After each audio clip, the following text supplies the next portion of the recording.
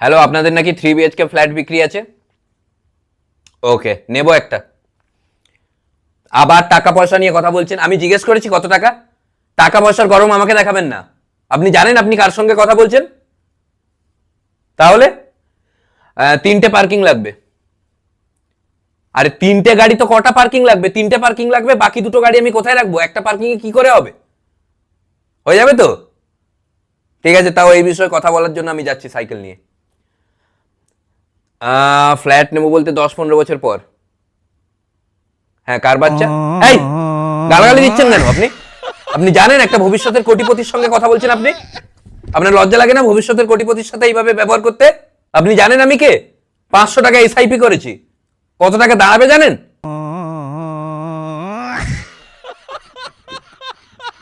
Mutual fund সম্বন্ধে কোনো আইডিয়াই নেই এসব লোকের।